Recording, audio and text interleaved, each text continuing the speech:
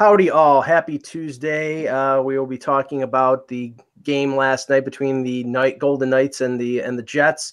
I have to start with this though. Whenever I think I'm, organized and everything is great, like I had like 6 things to do this morning and I did them all like no problem. I had to record a podcast and do a few other things, and I get home and I'm all organized and I do this and that. And then 2 minutes before the webcast here, I put my glass of water down and I spill it all over the place. So, nothing ever gets in the way of me being a total, complete, utter klutz. It could be klutz. That's okay. It could be worse. You could have poured it in the direction of all your electronics and everything to run the show, and that would have that's happened before. That's happened before, believe me. But okay, Russ, you wanted to get us started off with the. So here's the pre-show. So yesterday, I got a press release in the morning about sports betting being legalized, and I quickly put it up on my website, sportsology.com. And, I waited out the day. I sort of talked about it. We heard opinions. And then all of a sudden, towards middle of the day, I started to see the opinion that it just drives me crazy. Well, now you have to let Pete Rose in the Hall of Fame because gambling's legal. And so I felt like I needed to write an article, and I did. And I felt like I needed to point out, once again, gambling is legal for residents, for you, me, your grandfather. Gambling is not legal for baseball players and especially managers. It will never be legal. Anybody who's an active participant in the sport, it's like direct influence over the outcome of the game, whether you mean it in a positive sense that you're betting on your team to win. There's no delineation there. Just because it got legalized on the outside doesn't mean what he did on the inside is ever going to be looked at as okay or legal. He will never get back into the Hall of Fame. Never get in it. Here's the ignorance of that argument. If you take it, there was prohibition in the U.S. until Roosevelt was elected in the early 30s. It was repealed. Anybody who got arrested for violating the Volstead Act and was in jail as being a bootlegger didn't automatically get let out of jail because, all of a sudden alcohol is legal. No, you broke the law as it was. If somebody got busted for cocaine or marijuana and all of a sudden they legalized drugs, they'd still be in jail. So it doesn't mean that Pete Rose should be let in the Hall of Fame just because even if Rob Manfred said it's allowable for Aaron Boone to place a bet on the Yankees, that doesn't make what Pete Rose did 25, 30 years ago any less illegal than it is now. It's stupid. And the other thing is, it's not even possible for him to get voted in. He is no longer on the ballot. So it would have to be a whole process just to get him on the ballot again, because once again, Major League Baseball doesn't own the Baseball Hall of Fame. So again, for all these people, and I don't know what the next thing is going to be, there'll be something, the Reds will get sold or something will happen. And then all of a sudden everybody will be like, well, Pete Rose should be in the Hall of Fame. I've even seen hashtags free Pete. The only thing that has kept Pete Rose hostage is Pete Rose. Pete Rose. Yep. He's his own worst enemy. He makes plenty of money in what he's doing. And he signs a lot of hit king baseballs that are going to be worthless one day. He signed more than Bob Feller. That's all I can say. Yeah, Pete Rose sets up a stand in Cooperstown every year outside of the grounds and signs baseballs for $20 or whatever. Oh, a lot more than that. Yeah. Right, and makes an absolute killing. So he's not hurting. Who's responsible for him being a pariah in Major League Baseball is Pete Rose. And that's never going to change. My argument, and I told Russ this, I wrote a term paper when I was in college about Pete Rose and about the Black Sox scandal. And my assertion is that a guy like Shoeless Joe Jackson, who was illiterate, he didn't know the ways of the world other than being able to hit the baseball like crazy. He was involved in the Black Sox scandal, but he still hit 375 in the series. Yeah. He really didn't know didn't really know what he was doing and had a Hall of Fame career. And he's been prevented because, they hired a commissioner in Kennesaw Mountain Landis and he banned all 8 players. Well, honestly, if it's letting in Shoeless Joe or letting in Pete Rose can rot in hell. Let Shoeless Joe in the Hall of Fame. I'll leave it there. Strong words from Michael. Wow. How do you follow that up? You can't. No, I don't know. Hello, Hockey World today. Speaking of rotting in Hello, hell. Hockey World. Yes, no. Speaking of rotting in hell. Hello, Hockey World. It's Tuesday, May 15th, 2018. I'm Michael Lagello, Anthony. I'm Peter Tessier. I'm Anthony Mingioni. I'm Russ Cohen from Sportsology. And I'm Eklund. You're watching the HockeyBuzzcast on HockeyBuzz.com. This is the podcast that comes every Monday through Friday, some point in the afternoon, to fill you in on the comings and goings in the hockey world. I'm sorry, I'm doing I got my Phil Collins lighting going on here today. No, don't say that. No, if you had Phil Collins lighting, it would be sort of like what the lighting is in a morgue. If you look at the pictures, let's just depart from hockey for 2 seconds. Yes. Russ sent me pictures of Phil Collins at some opening. His wife is doing some sort of jewelry thing in Florida, and he's announced a tour later in the summer and fall. He looks like the Crypt Keeper, I say I love Phil Collins. He's one of my favorite drummers, favorite musicians of all time, and it pains me to say this, but I wouldn't spend a plugged nickel to go see him in concert because he can't sing anymore, he can't drum, and the picture was of him sitting in a chair on stage. Sit-down tour. It is. It's my. Do we know he can't sing anymore? Do we know this? Well, we've heard his voice. It doesn't sound good. We'll say that. Okay. Gotcha. He did the opening for the U.S. Open a couple years ago, and he did in the air. And he did air in the air tonight, like 2 octaves lower. It sounded terrible. I mean, it was bad. It was bad when they did the reunion tour in 2009. So how much worse could it be? No, it was fine then. I was not fine with We Are You Are. Fine. I have recordings of it. It's fine. But was it 20 years before that? No. But he's also the plus is he won't fall off the stage like Sinatra. That's the plus. Well, I mean, it's very possible that he did maybe he got some surgery for his throat or something like that, or anything. No, for his back. He did back in the day his neck. Yeah. But I mean, he also could have worked on his voice. I mean, I think we have to hear him first before we judge him. We did hear him. We did hear him last year. But I would venture to say that Phil Collins doesn't need the money, and I would venture. Oh, yes, he does. I would not venture to say that. 3 divorces. That's all I have to say. 3 divorces. Phil Collins has heard of a prenup. I think I'm going to give him the benefit of the doubt a little bit. You know what? So Phil Collins has one of his first wives was actually from Vancouver. Yes. And his 2 kids, Jolie and Simon, I think their names are. Simon's Jolie worked in Earl's that a really good friend of mine did. Oh. And Jolie wasn't hurting for cash, but she liked to work. She had a whole bunch of horses. One of them was named Susudio and stuff, and they're very well taken care of. I kid you not. Yeah. And do you have any enemies in Winnipeg? It seems like everybody's a good friend. I want to know who your enemies are in Winnipeg. This is Vancouver. This is Vancouver. Sorry. He's got friends in 2 provinces. Plus Phil's daughter from his second marriage is an actress and a very, very attractive and a very successful one named Lily. So yeah. So after all the Phil Collins has given you, Mike, after all these years of his voice is gone. It's like you're just not even going to give him a chance. You're just going to throw it. You're just going to throw him under the bus and say, okay. We heard it. About that, his voice is shot too. The only as I say, the only thing that I can say about Phil is that his voice is better than Bruce Springsteen's. Right, that's it. Anthony, are you a Springsteen fan? You're gonna go and diss Springsteen. Do you want to make friends, Mike?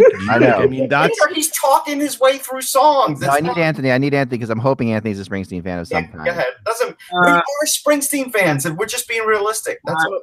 I'm hot and cold. There's some songs I like, but I'm not what I would call a huge fan of Springsteen. Peter, if I wanted to ingratiate myself to Kyle Dubas, apparently he's a big Springsteen fan. So me saying that Springsteen sucks is not helping you with the Leafs' new general manager. It gets him good help on press row. What would Kyle Dubas know about Springsteen? He would know from Tunnel of Love on forward. Like he would have missed it.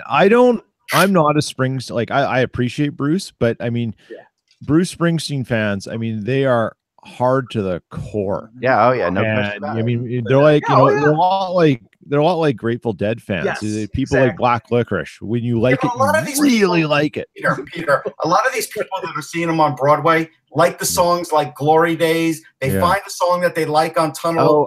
You're wrong. They swear the Tom Joad album isn't horrific like it was. I love that. I love his first album, The Rising. Yeah. Guys, That song's good. The rest, not so much. What's one of his songs? I got a 60 Can I speak for a Chevy second? with the 396. Like, Off the rail. guys, Hold speak for on. a There is a post in our chat room from Goalie FP that says Billy Joel is still great. Now you could talk. Ed. There you go. Thank you. Oh, You're my man, It's goalie. just thanks, goalie. Just throwing flame onto the fire. Perfect. go watch Hired Gun and then reevaluate your feelings of Billy Joel. I'll say that. Oh no, I was in the music industry for a long time. I only have to watch how his other musicians are on stage to tell you the difference between Billy Joel and Bruce Springsteen. It's so obvious. And then, by the way, this Springsteen thing in Broadway is harder than Hamilton to get tickets to. I mean, it's insanity. Yeah, And because it's a big cult following. Doesn't mean it's great. Don't get me started on Hamilton, but this is the very rich Springsteen following that's going to these concerts. That's what's happening now. But a lot of those rich guys, believe it or not, go way back with Springsteen. I mean, this isn't like your Tunnel of Love type people. That's a different group altogether. These Alan Walsh has probably bought up at least a row. These are your wealthy North Jersey people, and they really, these are the people who are, hanging out at the Short Hills Mall and this. I mean, I tried. My wife's a huge Springsteen fan. I've seen Bruce probably 25 times with her, and for me to be the person who's defending him at this point in my life, my wife thinks is hilarious because I was absolutely the opposite of this when we first met. That is proof that you really love your wife. No, it's proof that he actually is freaking awesome. And it took me a while to understand what he is about and what the energy is about that Springsteen brings. You're better off giving a defense like they did in My Cousin Vinny than trying this. Seriously, you guys are arrogant. But let's move on. Yes. I was there. I can tell you, I was just like you at one point, completely naive and ridiculous. So I can understand. No, we like Springsteen. This version of him is gone. It's done. It's over. That's all. What version of him? Take it to hockey, please. Yeah. What version of him? Sorry, 1 second. The old version with the bad voice. No. I mean, if you Rosalita, Nebraska. I'm telling you, you put Bruce on stage after after he screams his guts out for 2 or 3 nights, he's back to right where he was, and he was gravel on night 1. Billy Joel cannot do that. So no. Okay, let's anyway, all right, moving on. Yes. Winnipeg. Let's talk about Winnipeg and Vegas last night. Yeah, I was going to say, has Marc-Andre Fleury been tested now? His posts sure have. Tested. I mean this. Posts. Yeah, I mean the thing about that, I mean, we saw him thanking the Post in the last series, and they're continuing to be his mistress because this is just an unbelievable, those French Canadian men, they love their mistresses. So Marc-Andre Fleury, he's got his the 2 posts at the same time. I know, and post all the time.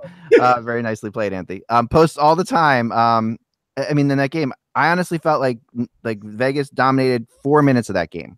And I felt like the rest of it, I thought Winnipeg was amazing. And I left that game being confident more in my pick for Winnipeg in 5. And that's a crazy thing because I know they have to win the next 3 games to make that happen. But I think Winnipeg, I mean, that game, everything, and granted, the season, everything is broken right for Vegas. So you can sit there and say that. But in this game particularly, everything broke right for Vegas. And there was more than that. Is that what you really think? It was just that it broke right? I know. I mean, I really think that Vegas did their Vegas thing. They were opportunistic. Yeah. They were counterattacking. And that is where I think Gallant made the change. Okay. Like, I think the difference in the game 1 and game 2 is Vegas, for, usually when you get expansion teams or new teams, they succeed by counterattacking, right? That's like how Florida did it when they came in at first. That's how Anaheim did it. But the difference with Vegas is they don't counterattack, they attack. And they attack. And that worked really well against LA and San Jose. But against another attacking team, they were like Winnipeg, they got their butt handed to them in game 1. So they counterattacked in this game. And the fact that they could make that shift and win a game was amazing, but they weren't very good at it. They weren't really good at counterattacking. And I want to get Peter's perspective here, but I mean, one of the things I mentioned Tatar yesterday, sort of jokingly, because they traded 3 draft picks for him and he isn't playing, and we thought maybe there was a possibility he was hurt. He's not been hurt. He's just been somebody that Gallant didn't really want to go to or didn't know where he fit. Well, he sits out Lindbergh, and I can't remember one of the other forward that he sat out, but he puts in Nosek and he puts in Tatar. Tatar scores that goal, and on that goal, Winnipeg's defense, I don't know where they were, but they gave Tatar at least 5 seconds standing at the side of the net to put it off the side of the net, get the rebound, put it off the post, and then put it in the third time. Yeah, I know that was the clearing one that Line screwed up on the ball. That was the first goal, right? Right. Yeah, that was the one. I was sitting right behind the net, and yeah, it was. You could just see Line, and everyone around me was like losing it because you could just see what he was trying to do, and it was like, dude, that's not what you do in that situation. Right. But you know, he was overthinking the game. Yeah, he did. Here's the other thing, Peter. Like we were talking about Dustin Byfuglien yesterday, they were doing what you do in the NFL to a guy that's hard to contain, and you keep chipping him. And they chipped him 3 times early, and he was totally inconsistent after that. He completely lost his edge. Yeah. Dustin Byfuglien became invisible. And this is why I said yesterday, he could be the greatest playoff performer ever, but his inconsistency will always get in the way. Here's the thing. That when you look at the team as a whole, or at least the Jets, they had their emotional letdown yesterday.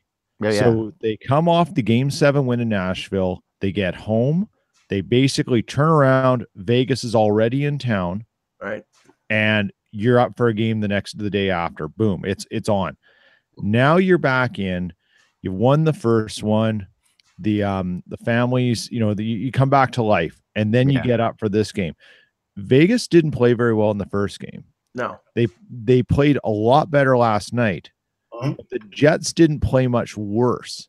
They just didn't have the details and that sort of things. Like, so that second goal, Kyle Connor's taking up there and people are losing on Connor.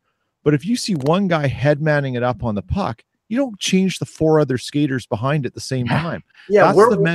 That's the mental fatigue, right? Someone should have known to hang back. Where was the defense there? Because he's at every other skater changed. They were in changes, bad line change. He's at the red line. He's turning around and he sees that nobody is there. Yeah. Now, I texted this to Russ at the end of the first period, Anthony. I said the Jets are lucky they're not down 4-0 because after Marchessault scored off the face-off, they get that other one that rings off the pole, and then they almost scored late in the first. I mean, I'll grant you, Eck, and I want Anthony to answer this. I'll grant you that I thought the Jets dominated the first 10 minutes, but I thought Vegas switched completely the second half of the first period, and then they really shut it down. But Anthony, what did you think of the first period? In my view, once we got around that 10-minute mark and they hadn't quite broken Fleury just yet, and then you get Tatar's goal.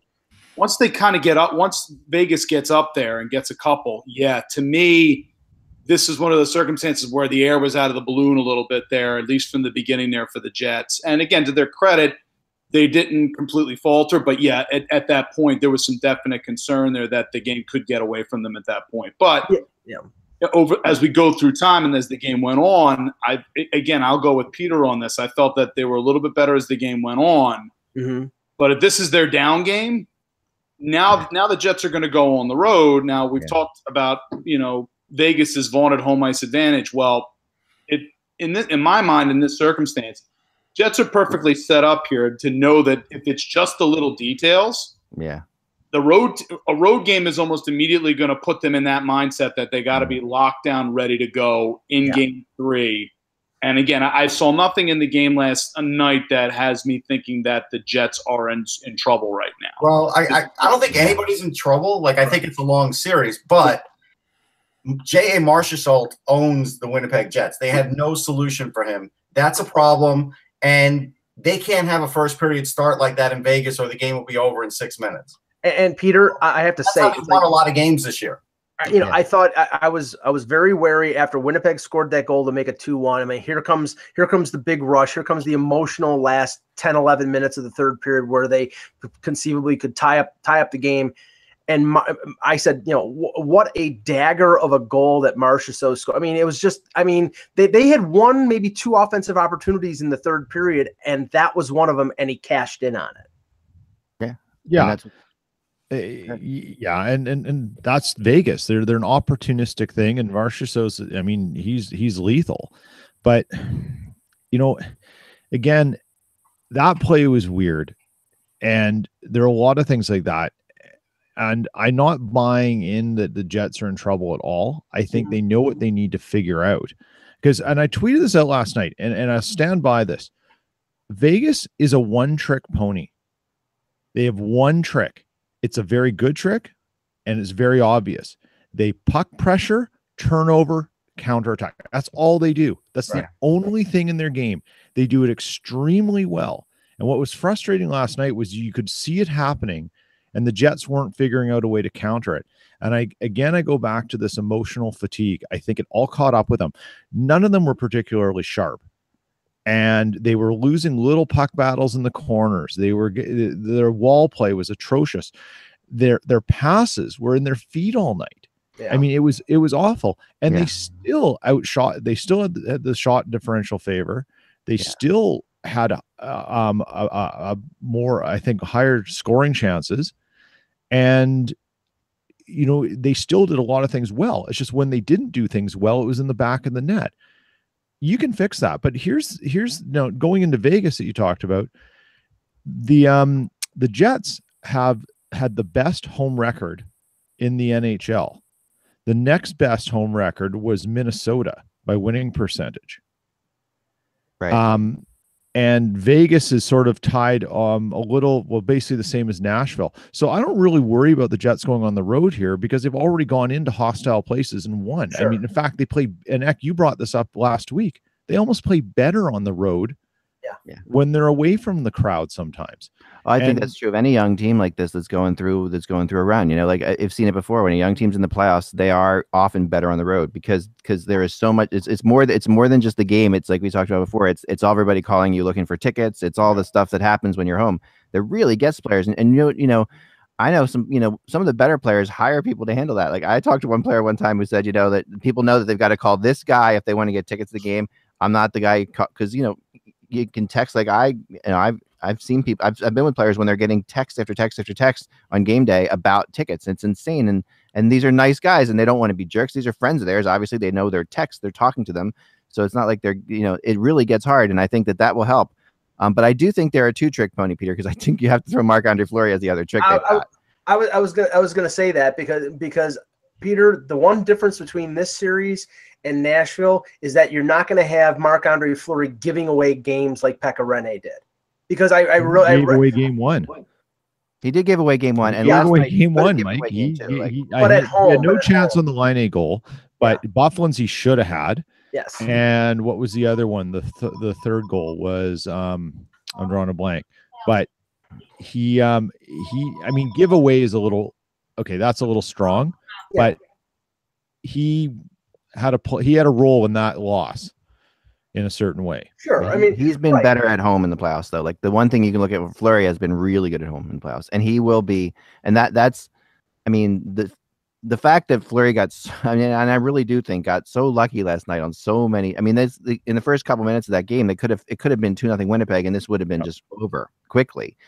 So you sit back and the post and stuff like that happens. But the fact that didn't happen means we could be in for a long series because it really was the case that you get Fleury got some confidence back. And right now that team is crazy confident at home, and they want to be. The Vegas is the one team that I do think is better at home in the playoffs than they've been on the road. If for no other reason than they're just a bunch of guys who really they like playing in that building. They realize the distraction of that building for other players when they're in town. They realize the whole thing of it. It matters to them. The game would have been dramatically different if Andrew Kopp had scored that short side goal late in the first. If that would have not rung off the pole and gone in, then I think then the complexion of the game would have turned around because once they got up 2-0 and then in the second period there was like a level of frustration with the Jets that I picked up on. Is like, we just can't, we can't get a great scoring chance, or we can't beat this guy. And then, finally they get that goal in the third, but it was, I think the level was increasing as that game should have been 7-5. Like it shouldn't have been 3-1. Like when you look at the final score of the game of 3-1, you're like, oh, if you didn't see the game, you just watched it 3-1. You're like, wow, they played a low scoring game. They did not play a low scoring game. Both those teams they played that should have been like, and these teams won't play low scoring games. Like I have a feeling that we're still gonna see some 5-4 games in this series. And to my mind, that plays into Winnipeg's hands because I think they're much deeper offensively. Russ, you're muted still. the only other thing before we move on to something else, Morrissey looked like he got hurt blocking a shot. Yeah. In the second period. I mean, is this something that we think is? I mean, is he playing hurt, or is this something where it was just the shot itself and he'll be fine? I mean, have you heard anything, Peter? No, I haven't heard anything. I believe it's he'll be fine. He came back in. I mean, it was a stinger. You know, I thought he played well though, Peter. Like, so Sada shot aside, he had a lousy game anyhow. I didn't think he was that bad. He was a -2. We played 20 minutes. I thought he was pretty askew. I did. But I mean, you know, he and Buffalo were their two worst defensemen yesterday in that game.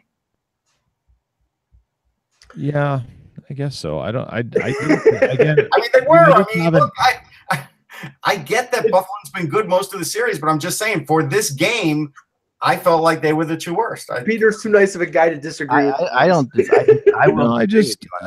think Buffalo was particularly good. Enstrom was actually the guy I thought had the roughest game, and Enstrom's been solid. But I mean, if you look at shot share, shot differentials, Morrissey was even. It's just maybe the quality of shots he was on the ice for that happened weren't the best. But I mean, and Buffalo's been playing so well that when he wasn't playing that way, I think you notice it. But it was Enstrom who really struggled a bit, and he's been really fantastic at getting the puck and getting out of the zone. That's his bread and butter. And it's one of the things that people say, oh, he's too small, he's too this. But he's so good at controlling the puck and, well, that was weird, and moving it forward. And he didn't. All of a sudden. Echo world. Sorry. The echo is Whoa. Not me, is it? No, I don't think so. That's okay. We'll see. All right. Mute yourself. I'm going to mute everybody. Just try to get out of here for a second. Then unmute yourself after you've been muted. We'll see if this works out. Okay, let's try this again. So, I think it's a little unfair to go after Bufflin in this game. I do think that what they did was, there was a history with Drew Doughty in the LA series, and they knew that they had to go after Doughty right away, and that history didn't exist with Bufflin. And then they obviously figured out pretty quickly that they were gonna Drew Doughty him. Like what they did with Doughty, they completely, they messed up Doughty in that series. They really did. And I think that's what I think that they're trying to do here, right? They're trying to make that same thing happen here. Anthony, sign off and come back in because I think the echo is you. Dun, dun, dun. Yeah, is the echo. But that's what I thought. I mean, and Bufflin didn't have the greatest game for sure, but I mean, where you are, Peter, you're really low down like that. You definitely get a good view of seeing how players are coming out of the zone like that. That's Peter. I think I saw you on TV. Were you wearing white? Maybe it had a blue crest on it now. Give us that bit of news that you said before the show. In relation to Winnipeg, and so Jim Toth of TSN 1290 in Winnipeg tweeted out today, and I'll read the tweet here just so it's fairness to Jim. He's breaking the news. It says, where is it here? It says, sources tell me NHL Jets Jacob Trouba has informed his agent he wants to remain a Jet and sign long-term. Agent Kurt Overhart has declined to comment, won't play out until the summer, and does not mean a deal will get done, but I've been told the desire and wish is to stay in Winnipeg. Wow. So the only thing that is not mentioned there is how much.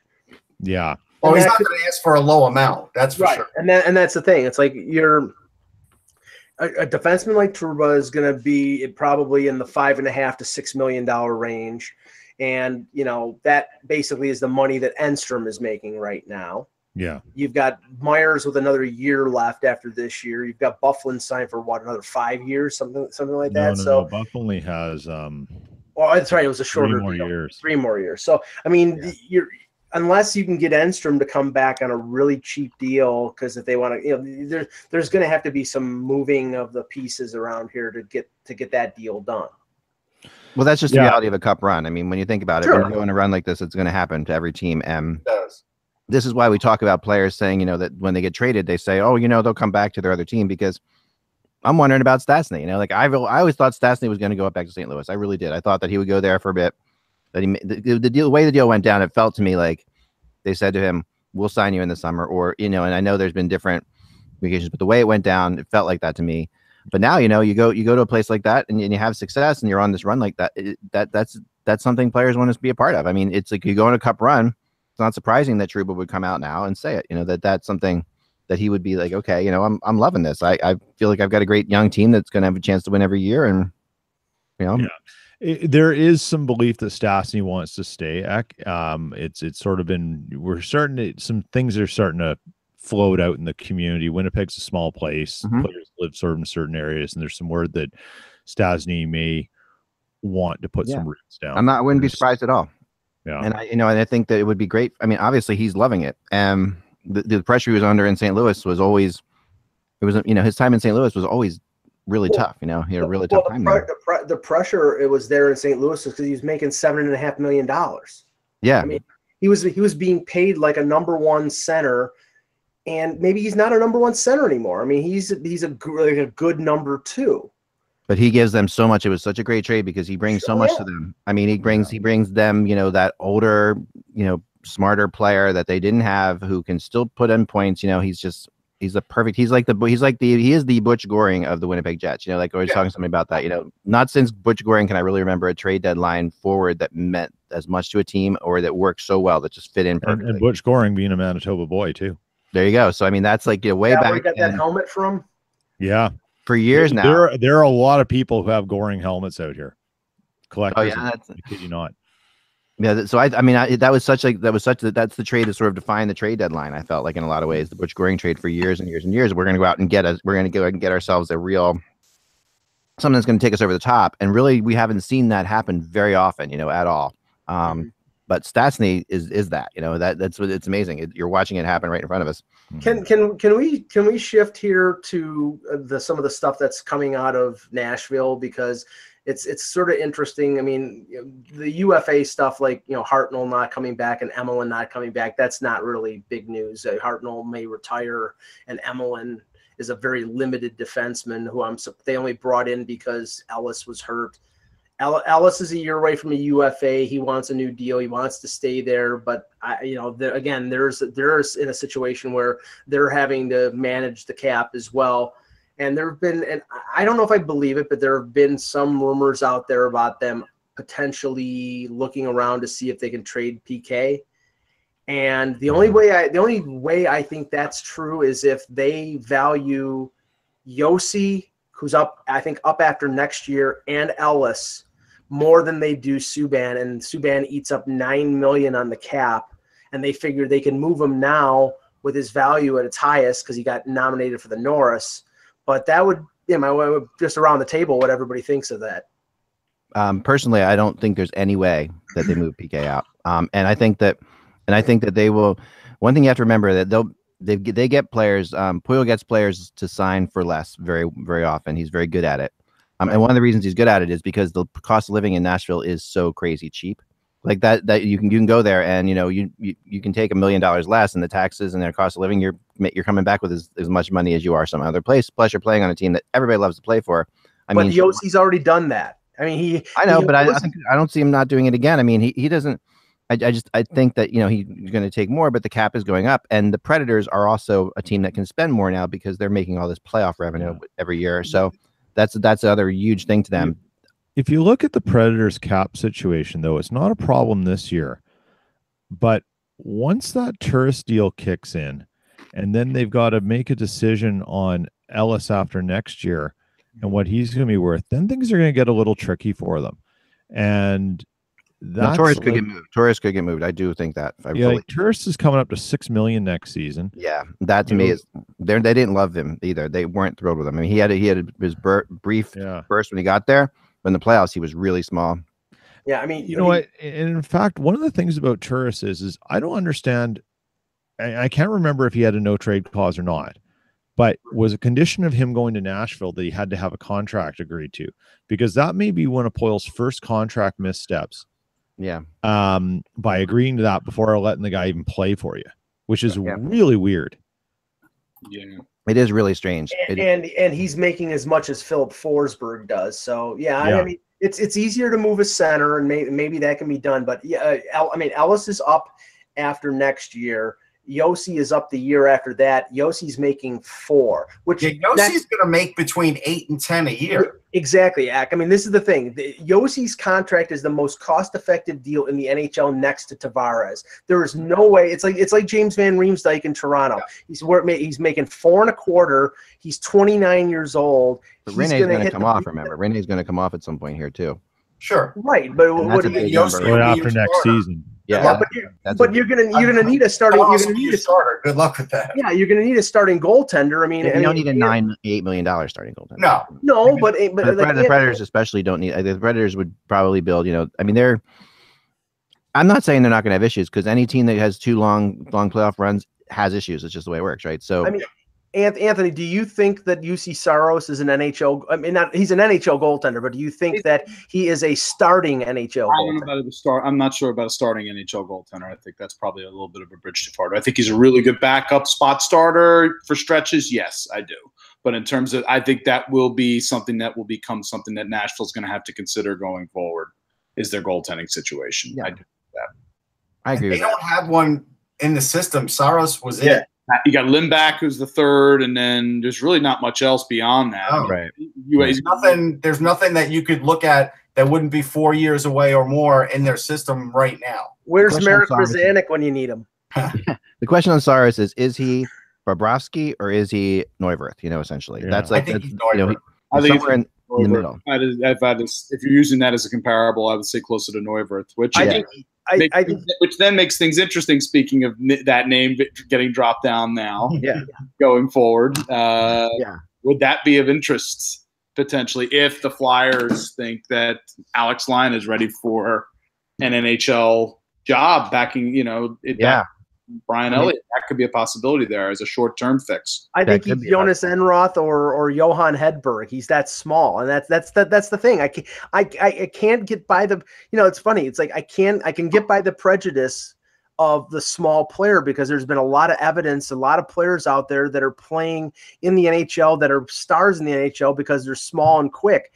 But in terms of goaltending, I don't know whether I can buy a small goalie. I mean, it's him and Bernier, and neither had good success in the postseason, like Saros did for a couple games. But when they really needed that big game out of him, he didn't give it to him, and that's twice he didn't do that. No, I mean, you're right, and small goalies, especially, depending on where you are playing and the kind of team you have been playing. I mean, if you've had the kind of defense Nashville has, it's easier. Yes. But that doesn't necessarily mean. I wonder. When you bring up the Flyers, Anthony, I wonder about I thought about actually Pekka Rinne, and I thought about 1 year left on the contract. Would the Flyers do something? No, I think Nashville would have to hold some money, of course. But I wonder. I think that's going to be a really weird situation for Rinne to come back to, or take some salary back. How about Andrew McDonald for? Well, I will say this. I just looked online. The Tennessean reported that Rinne will get one more chance. If they think he's going to get one more chance, I think he probably will. Yeah. Well, he's got one more year, right? So right. No, I know. I mean, there's his chance. Well, whether or not is Laviolette really going to push him aside and bring in something new when he already knows he could get so far and with this guy and just hope he gets him over the edge? They're just going to say, "Listen, Pekka, go visit a sports psychologist, but the rest of the team's really good. We got to go with this team again." I don't think they're going to break it up. Yeah, I think you're probably right, but I do think the Flyers are going to try to find a 1 year goalie and I don't buy for a second. The Flyers might. I don't buy for a second that Elliott and Neuwirth are going to be their starters next year. I don't buy it. Crawford. Yeah, Crawford or somebody like that. I think I don't buy. Chicago would have to eat half of that. Yeah, I don't know. I mean, I think it's $8 million. Oh, I know. That's a big number. But with all that's going on in Nashville and everything that's happened there, depending on if they get in the deal that they get back, Neuwirth or Elliott or a backup that way, in Nashville where they can sit back and say, but obviously, I don't see the Flyers doing another year like this. But that's as much. Okay, so here's the F, marry, kill situation. Eck, do you trade Andrew McDonald for Corey Crawford? Right. I mean, of course you would, but that's not. I don't know if the Flyers. No, of course you would. In a heartbeat, you would. I don't know about that. No, Crawford has a lot of value still. He does. Crawford has a lot of value throughout the NHL. Like Chicago's not eating any money. Yeah, remember, Corey Crawford breaks down more than an old Maserati. That's the problem. It's like you're talking to a team that has Neuwirth and Elliott. Well, let's see, Anthony, what would you do? And nobody's eating salary in this, Ant. It's salary for salary. That's it. You go about Crawford for McDonald. Yeah, I would do it. You would do it. Okay. They would do it. The only thing is, again, the thing you have to consider Crawford for McDonald? How much value? Again, yeah. I mean, in terms of the value that Philly does put a bit of value on Andrew McDonald. He had as his years have gone in Philadelphia, last year was probably one of his best. Right. It really was. In terms of his overall play and the stability that they feel like he provides a lot of their young defensemen in the system.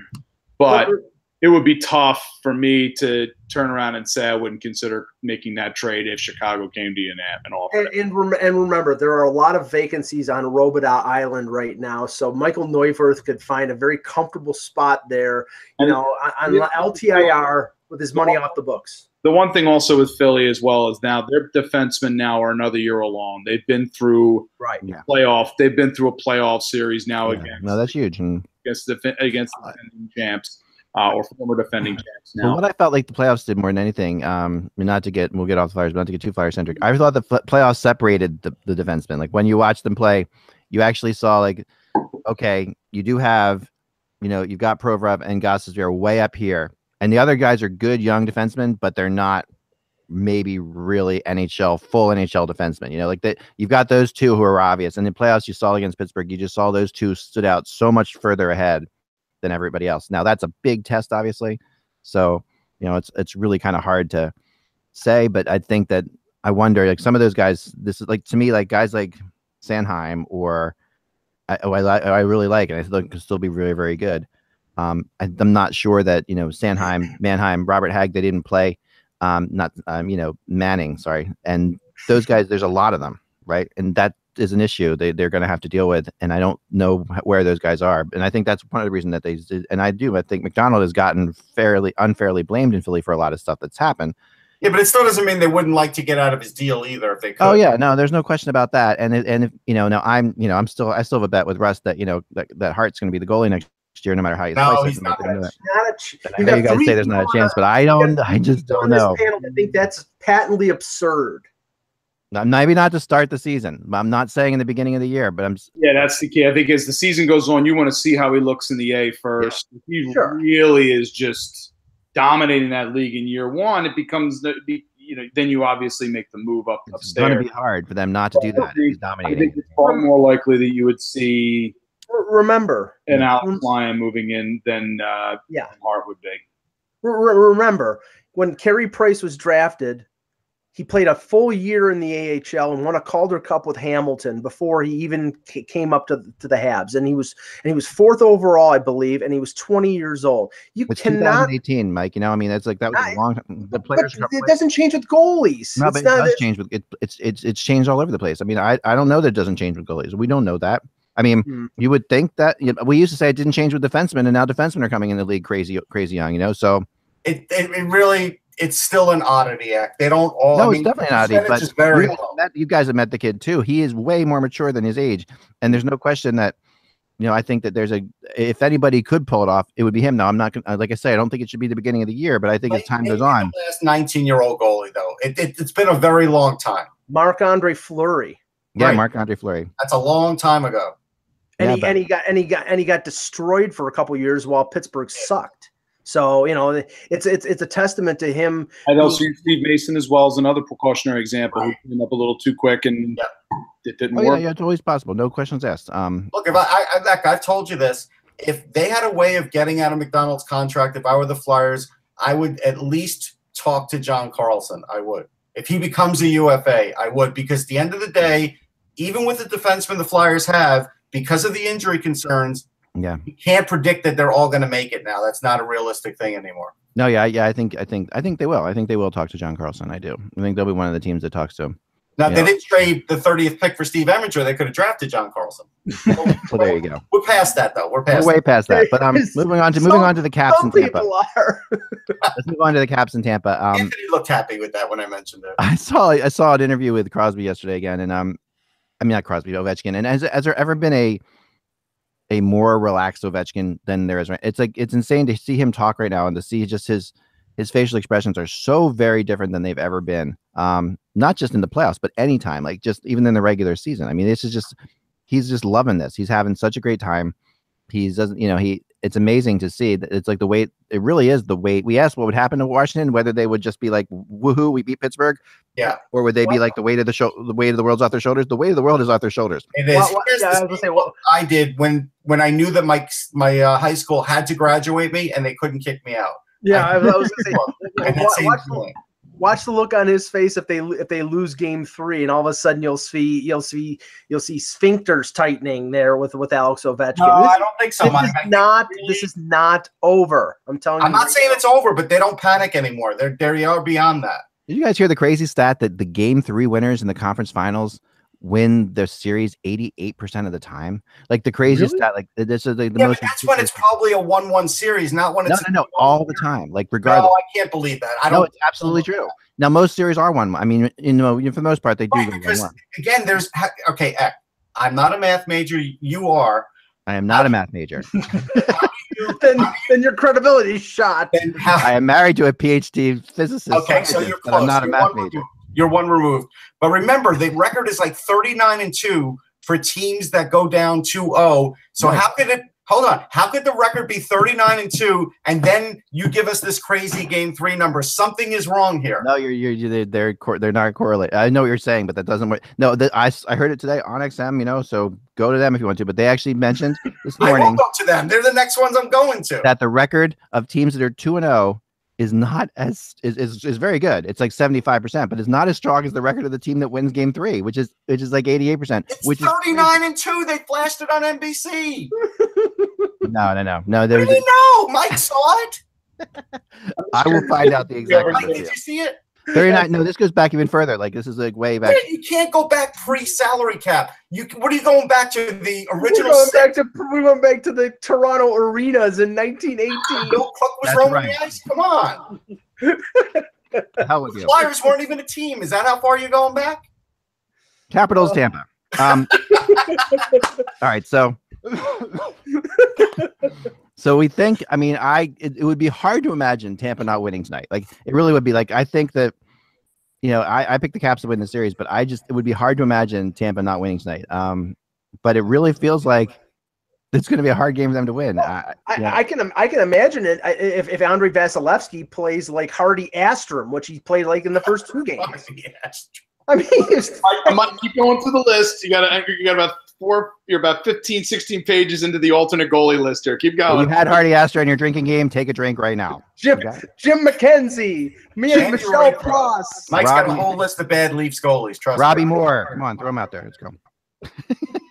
But no, I'm sorry. It's like that goal with 2 seconds left to go in the second period was a complete dagger in game 2. Tampa Bay played well up to that point. We know Washington tied it. They took the lead late in the second. You felt the air started to go out of the building, and then they give up the goal with a second left. The game is over with. It's done, and he's done that 2 games in a row. I watched game 2 again, and I'll tell you, I figured out what's wrong with Tampa. Their forwards are horrible defensively. Like that is the thing. They have a great defense. But their forwards are terrible defensively. Like they don't have who is the checking line on Tampa? They don't have one. And so you're going up against Ovechkin and Kucherov without a checking line? I mean, think about that. That's what's happening here. And you're right that Vasilevsky's getting killed, but these are high percentage shots too. I mean, most of them. I mean, these are 2-on-1s and 3-on-1s. And who's checking them? I mean, who's checking these guys? It's just crazy. And there's nobody. I mean, their best defense forward is probably Callahan. It is Callahan. Like, there's no question. I think if they had their druthers, or at least if I were coaching the team, I don't know if they would think this. When they were able to use Adam Ernie, I don't know what his injury situation is, but when they were able to use him, he did give them that extra size and toughness besides him still being a threat to score. It's almost like they need to do that. They need to take one of those Smurfs out of there. They have too many of them. And this is the problem. They played in a horrible division, and they didn't need a checking forward. Right. And that's what that's my theory. That's like true. No, you're right about that. They're running into this situation now, and this. So now they're realizing that, when you play against teams like this in the playoffs, you can't get away with not having a checking. You have to have a checking line. No teams won the Stanley Cup. I mean, teams won the Stanley Cup with a subpar goalie, but no teams won a Stanley Cup with a guy like Callahan at his age being their best defensive forward. Well, Cooper made a comment today, and it's humorous, but it's also true. It says we can't give these chances up. It's 2-on-1 after 2-on-1. It's not John Cooper on the 2-on-1. It's Kuznetsov and Ovechkin. So it's like you can't keep giving up 2-on-1s to talented forwards and expect to stay in the game.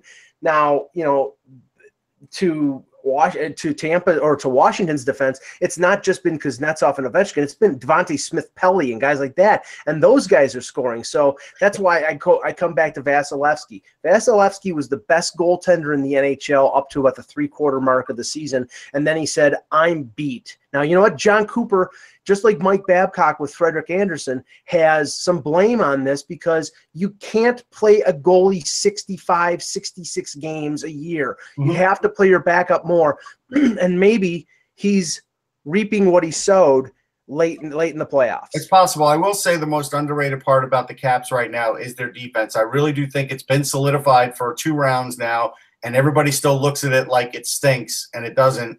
That's been a problem for Tampa. But I think the other problem for Tampa is Braden Holtby. Yeah. And regardless of what you think, how he played last game, the first game, it was a big problem. And last series, it was a big problem for Pittsburgh. If Holtby stops them early, if Tampa comes out with, guns blazing and can't put a goal on the board in the first 2-3 minutes, and Holtby's making big saves in their own building, that will probably get the Caps over the home, the home ice jinx. And then if Washington comes in and comes back and scores a goal, then, bye-bye. It's over. I mean, it could be. It could be. I look at it this way, and I'll point to what X stated with regards to Game 3, is that this is a critical time for the Tampa Bay Lightning, where if they get down again, this could turn from a series that I thought was going to belong to Tampa into a potential sweep. Yeah, that's the kind of crisis. We're talking about a real crisis of confidence for the Lightning to get lit up like that through 2 games, and if they get run over by Washington at home, it might be lights. It might be literally lights out for them. The biggest story here, though, and it's starting to crop up on texts for me and online, is the fact that Barry Trotz doesn't have a contract. It's amazing. Rallying cry maybe for this team right now. That may be the way you have to look at it. This is a rallying potentially for Washington. It really could be. And it's a big story in the sense that he's not making it a big deal. Like he has said, look, I'm not, defined by wins and losses. So good for him. And you're right, Anthony, the team may be doing that. But it's a big story because is it possible, like I'm just going to give this scenario, if the Caps win the Stanley Cup, is it possible that this is like similar to Mike Keenan, although Barry Trotz wouldn't be faxing anything in, that all of a sudden they're changing coaches when he wins a Stanley Cup? I just can't see it. I mean, I wonder how much of this is on Trotz, though. I mean, like I think that at some point here, you think he'd want to leave after winning a Stanley Cup? He's going to be Babcockian in his when he can demand. I mean, he brought the team to a point. I think Leonsis would pay it. That's the thing. You would think that, but at the same time, if you've also been through that with the Caps, and Trotz has been through that team falling apart before, and he knows those players, and he knows they're on a roll right now. But is it likely that the Capitals are going to go on this roll again? That's the one thing, and he's been through that team. Samsonov coming, I think he would do it, and I think Leonsis would dig into that old AOL money, and I think he would pay him because. What I saw in the locker room was a coach and an owner, at least for that moment, that were extremely happy and simpatico. I didn't see anything where you could say, you know what, there's a little standoffness, even though there was a win. I don't get the feeling there's any negative vibes. I think this is something contrived from the Capitals GM and not from the owner. I was gonna say, do you think there's a chance that the Rangers have an open coaching position that they're ready to throw? I think they would jump on Trotz if Reardon's not there, but I think they're looking for Reardon. But would they take Barry Trotz? Yeah, they would. Absolutely, they would. What about Craig Leopold in Minnesota? I mean, we sit there and we say, okay, they gave Boudreau a quote unquote vote of confidence, but it wasn't a total vote of confidence. It was basically him saying, I don't think they can. No, I mean. Now. this is the guy that, you know, that he hired and that, you know, we had so much success with in Nashville, you know, Leopold. So, I mean, Trotz is like, I think I could see. But players like Boudreaux, like that's a tough thing to go into the locker room and tell those players, you know what, he's out now. When they went into the summer thinking he was their coach next year, that would affect the locker room, I believe. I don't know. I mean, they got knocked out of the play. I mean, they know the GM's gone. So with the GM being gone, I think that everyone, the coaches, basically what he said is the coach. The GM is gone. Let's be real. Well, there's nothing stopping them now from hiring Fenton because Nashville's out of the playoffs. So I think I heard yesterday that they were going to have second interviews with Fenton, and I think Tom Fitzgerald was the other name that was mentioned. So. Remember, we revisited that Brent Burns trade. It's not pretty. No, I know. It's not a pretty trade. Yeah. No, I mean, so getting into some hockey rumors for a second. Yes. While we're here. So yesterday I put out the rumor that, you know, has gotten me slayed around the internet, but I knew that would happen. I'm used to it. It's okay. So the fact that I had heard Montreal was considering trying to put together an offer for Jonathan Toews.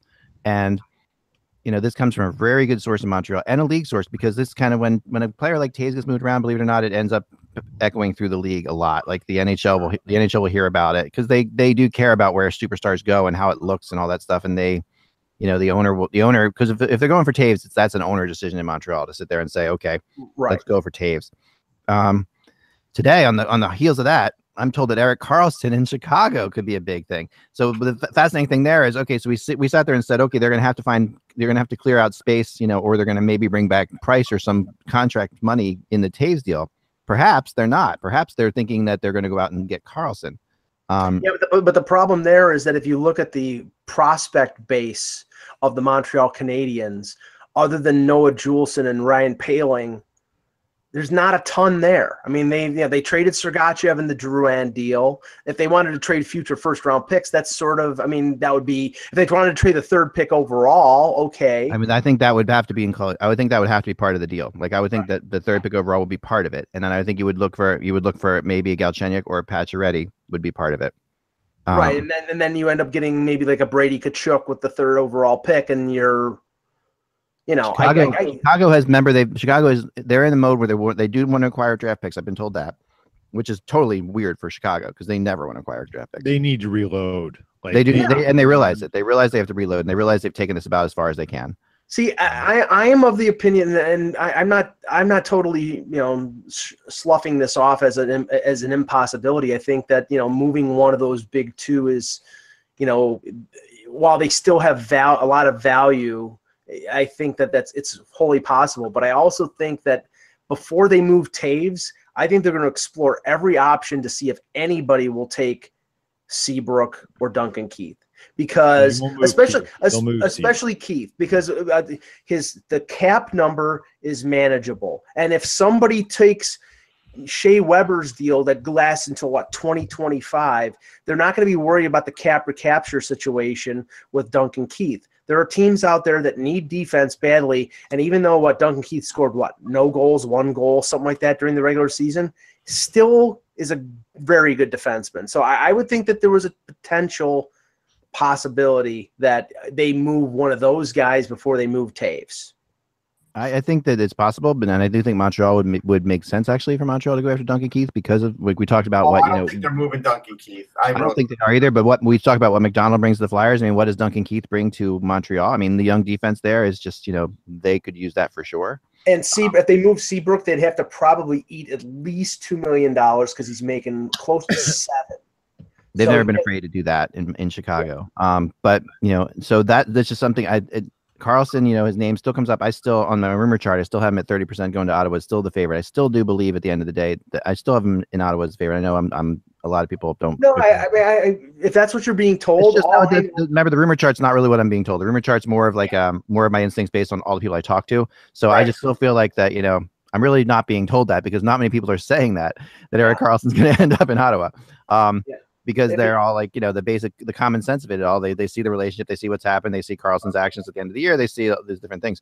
But I just can't help. I think that, you know, Karlsson is a very forgiving type guy who really does, whose wife loves it. I just think there's certain things that are pulling him there. And I also think he is not good enough to get what he wants to get on the open market. And this is kind of a little bit, this is the understudy of this whole thing. He's not good enough to get what he really thinks he should get, but he'll get a pretty good offer. I think Montreal's got the wrong coach for Erik Karlsson. I don't think that's a good fit. No, I'm not saying Karlsson in Montreal. I agree with Russ. No, I'm saying Karlsson in Ottawa. The one thing, right? But if he doesn't go to Ottawa, I'm sure Montreal would be interested in him, or Toronto, I think Toronto. I mean, the teams I have on the list are Chicago, St. Louis, Toronto, and Montreal, and Vegas. Right. So like, in Vegas, I have is a 10%, and it's not. I really don't think the further Vegas goes, the less I think they're involved in Karlsson, because the one thing about this situation, and we mentioned it before, is the fact that, you know, we're relying on Erik Karlsson's forgiving nature and his love of Ottawa, and I don't dispute either of that. But the factor here is, does Eugene Melnyk want to pay him money? And I say no, because based on every deal that Eugene Melnyk has made over the last 3 or 4 years has a monetary connotation to it, every single one. So if he's got a situation where, you know, he's going to offer Karlsson below value, but 1 year before he's an unrestricted free agent, and Karlsson obviously is going to say, "Get the hell out of here," then you've got to trade him. It is really dangerous for them to let Erik Karlsson go in Ottawa. I mean, it is really. But I predict that they will make that contract offer public like a week before the draft. Oh, they will. They'll make it public, and Karlsson probably. You know, that doesn't mean it's the final thing, too. By the way, no, but I think that's going to set the groundwork and that will make Erik Karlsson not the enemy, but it'll say, okay, you had no other choice than to trade him because he wouldn't accept the offer. He was going to go someplace. That is how it's going to play out. If they're going to try to play it out like that, but the Ottawa fans aren't going to buy that. They're not. They weren't born yesterday. I mean, the Ottawa fans understand. What do you mean they didn't buy that? Yeah, yeah.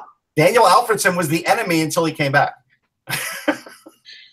Yeah, but that was turn anyone into the enemy. You can because he loves us. He's won Norris trophies here. He's been he won't take a contract. Screw you, Erik Karlsson. But remember, Alfredsson happened when Alfredsson happened, sort of surprisingly, right? This has been building. It did. Remember, Alfredsson. No one really knew he was going to go there. No one knew he was going to go to Detroit. That happened pretty quickly. This has been developing for a very long time. This is not like something that you can. This is not a sneaky thing that suddenly you're going to pull. Everybody knows all the sides of this Karlsson story in Ottawa, and everybody in Ottawa talks about it. It's like a town like Winnipeg, Peter, which is like a small town. Sure. Everybody in Ottawa knows the whole Karlsson story. They know the whole. They're not going to let it linger. That's my point. They are either going to have him sign on the dotted line, or they will trade him at the draft. That's my feeling. Peter, what are your thoughts? I think it's going to exactly what Russ said, and I think right now, if you're a GM like a Stan Bowman, or anyone who's got one of these big contracts that you want to move as a defenseman, the last thing you need is the Senators floating things around with Erik Karlsson and making a mess of stuff for everyone else, because, you know, it's gonna skew things. But I just can't see Melnyk backing up the truck right now, getting the Brinks guards out and hauling out money bags for him, given the state of the Senators. It just doesn't make sense. But given the state of the Senators without Karlsson, though, I mean, think about that. I mean, that's at some point plenty of guys. That's this is one of the few franchises that could recover from it. Yeah. Here's the thing. Thomas Chabot. They need to reset. Last year was a mirage. They caught lightning in a bottle and they took it all the way to conference finals. Right. This is the thing we talk about in all sports, all the team sports, is when that happens, how do GMs manage it? And do they trust that they're close, or do they recognize they aren't? The Senators weren't. They were not close. And now they have to reset. And the best way to reset is to get rid of Erik Karlsson and get the Brinks truck of draft picks and assets back for him.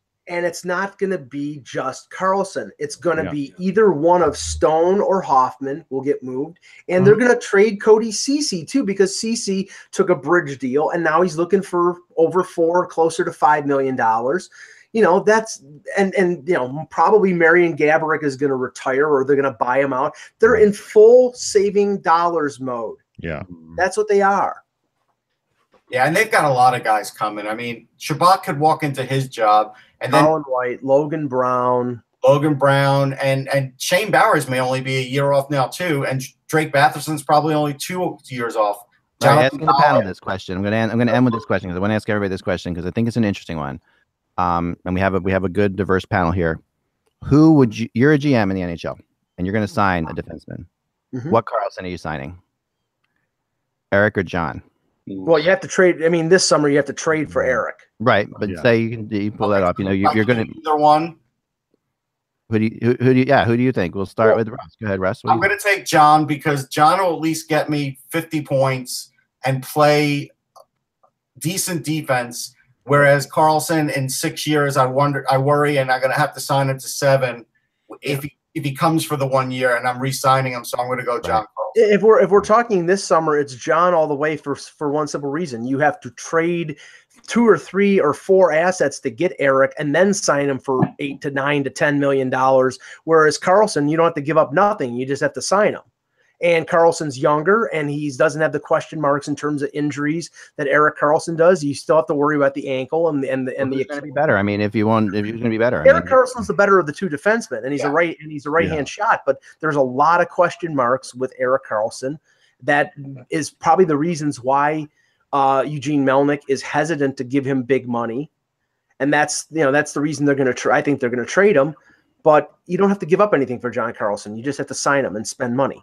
I also think there's a little bit of a shading here too, with Capitals getting deep into the postseason here, and John Carlson having a big reason why he becomes even more and more attractive, despite the amount of money that he's going to cost you going forward. Now you've got a guy who's gone deep into the postseason, a big reason why the Caps are where they are right now, and that's a huge thing now. And again, Eric Carlson was able to obviously get the Senators as far as he could certainly take them last year, but in my mind, I would be more likely to be willing to back things up to get John Carlson a little more than Eric Carlson, especially when you have to consider the trade that has to be involved.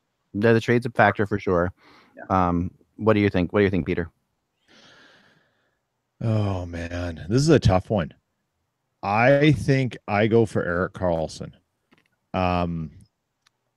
He has an X factor that so few players ever have, and you ever come across. And that's what that's what sells tickets. That's what draws your interest in. And he's the kind of guy that could absolutely change the course of your defense, put in the right situation. I don't know if John Carlson's that guy. He's good. Right. There's nothing wrong with him, but I don't know if I'm going to back up the Brinks truck. I want to do it for Eric Carlson, not John Carlson. Now the interesting thing about this is that John Carlson hasn't shown any signs of re-signing in Washington too. So like we just talked about that Trouba says now he might want to stay in Winnipeg. That's cool. But they've done nothing. It's almost as if Carlson told him at some point, I'm just not coming back. Like it's what it feels like. And that, we don't know this, but that's what it really feels like. Because it's so strange how there hasn't been any talk. I was looking for articles, written by the beat writers in these playoffs, and everything just says when they bring it up at all, it's John Carlson's future still uncertain. Like that's all you'll get. They have no idea which way or the other. Mm-hmm. I've spoken to a lot of people there when I went to the outdoor game, and the feeling then, again, they weren't as successful then as they are now, was they're going to talk about it at the end of the year. And when they talk about it at the end of the year, they're talking about like $9 million to a year to sign them. And now I don't think they can do it.